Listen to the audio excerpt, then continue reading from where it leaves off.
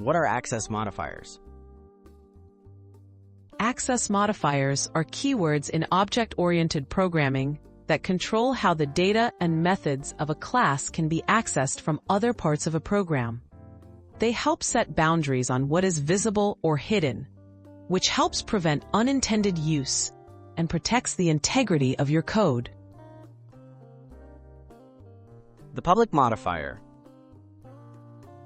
The public access modifier allows a class member, such as a variable or method, to be accessible from anywhere in the program. When something is declared public, any other class or function can directly use or modify it. This is useful for features meant to be part of the interface of a class. The private modifier.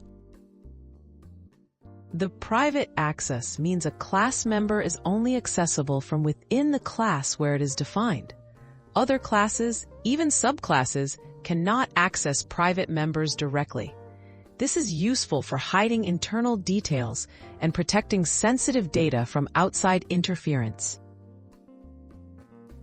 The protected modifier.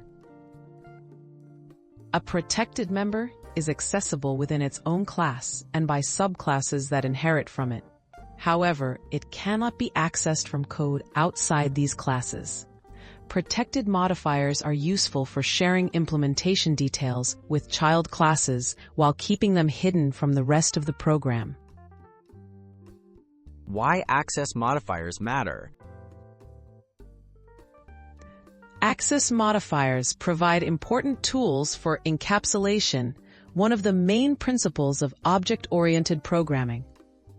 By setting clear boundaries around your data and functions, you reduce bugs, increase code security, and make your classes easier to maintain and reuse.